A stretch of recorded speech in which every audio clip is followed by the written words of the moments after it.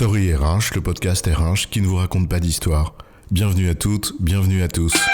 No, I'm not a writer. Okay. Dans cet épisode, nous allons vous parler des différences entre les générations, celles qui peuvent être source de conflits. Ah, les jeunes petits cons, les petites connes, les inconscients, les petits branleurs et les sauvageonnes, ça ne respecte rien. Plus aucun sens du devoir et des valeurs. Ils ne s'engagent plus, ils zappent, ils s'intéressent à rien, ils sont scotchés sur leur téléphone. Moi je te le dis ma vieille, c'était mieux avant. C'est drôle ce que tu dis, parce que la dernière fois à la boulangerie, c'est un vieux qui m'a marché sur les pieds pour passer devant moi.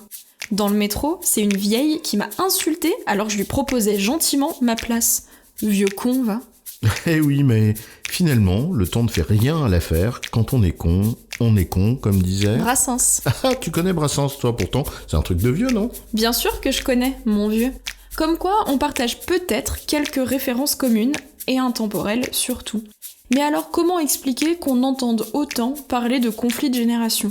Entre la génération Z et les boomers, c'est quoi l'histoire ? On les dit différentes parce que leur comportement, à un instant T, semble différent. C'est un fait observable. Les comportements adoptés face à un problème donné, et un même problème donné, sont souvent différents d'une génération à l'autre.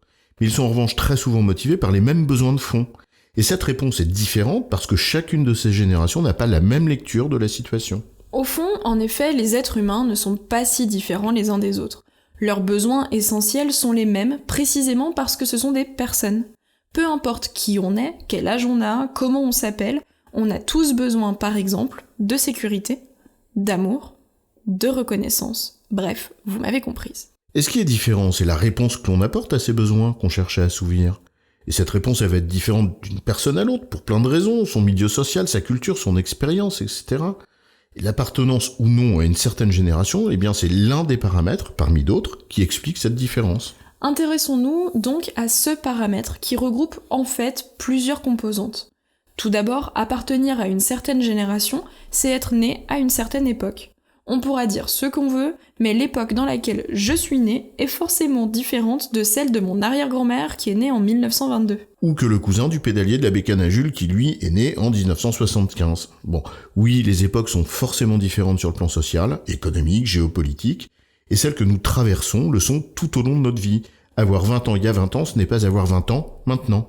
Bref, le contexte change, le monde change, et le problème, c'est d'en avoir conscience.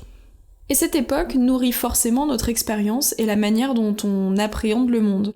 Et ce sur le plan social et économique, comme tu le disais, mais aussi sur celui des moyens que nous avons à notre disposition pour répondre à une situation.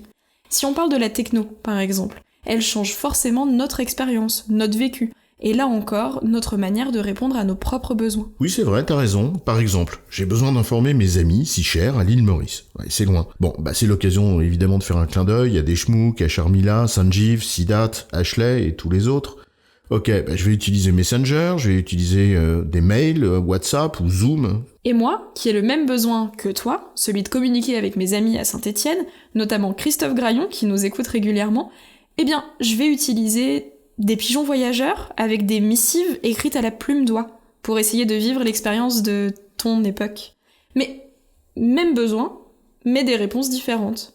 Tout est dans la conscience du monde et l'ajustement de ses représentations. Et oui, quand les vieux regardent les jeunes, ils se les représentent parfois comme ce qu'ils étaient eux-mêmes au même âge. Mais c'est faux, ce sont de nouveaux jeunes regardés par des nouveaux vieux, donc des anciens jeunes. En fait, ce qui se passe, c'est comme tu le dis, d'une part une différence de conscience des situations, et d'autre part, de réponses qui ne puissent pas dans la même expérience. Oui, peut-être certaines personnes n'ont-elles pas vu le monde changer à la bonne vitesse, car parfois, s'adapter, ce n'est pas si con.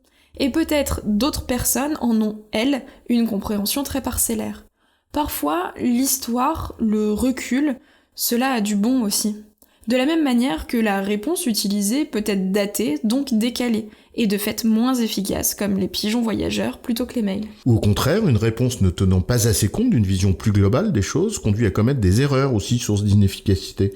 Bref, au fond, ce dont on parle, c'est bien de la capacité d'adaptation et de la conscience du monde qui nous entoure. Et dans cette perspective, quand on parle de génération, on parle d'âge. Or, quand on compare les générations, que comparons-nous ? Une photo, à date, en 2020, entre la génération Y, la mienne, et la tienne, où on compare la réaction des gens à 20 ans en 2020 et ceux des gens qui avaient, comme toi, 20 ans dans les années... à l'époque des dinosaures. Ouais, c'est malin. Bon, si on compare la réaction des personnes qui ont 20 ans à celle de personnes qui en ont 50, même sans regarder de manière précise l'époque dans laquelle ils vivent, forcément les réponses aux besoins fondamentaux ne sont pas les mêmes. Pour caricaturer, on a tous les deux le besoin d'assurer nos revenus. Mais moi, j'ai besoin de cash, et toi, de préparer ta retraite, c'est ça ? Petite conne. J'en suis encore loin, je te rassure, mais ça fait une excellente transition pour parler des conflits entre les générations, n'est-ce pas ? La vraie cause du conflit, c'est l'idée ou l'image que l'on se fait de l'autre. C'est le regard plein de préjugés que l'on peut porter sur telle ou telle génération qui nourrit les conflits potentiels. Et oui, les dinosaures doivent être conscients qu'il leur faut s'adapter en permanence pour ne pas devenir une espèce en voie de disparition, plutôt que de penser à tort que les jeunes sont tous comme ci ou comme ça. Picasso disait « on met longtemps à devenir jeune ». Surtout, quand on est jeune, on part de plus loin.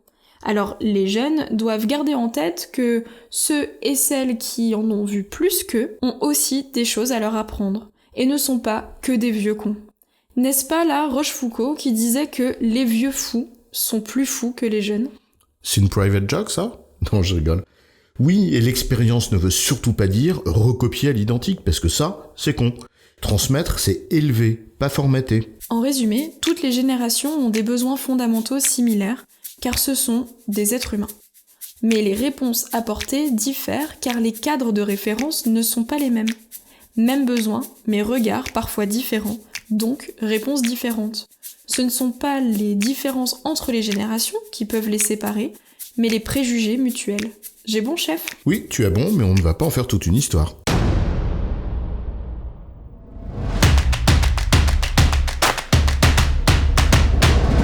Story RH, le podcast RH qui ne vous raconte pas d'histoire. Retrouvez tous les épisodes sur storyrh.fr.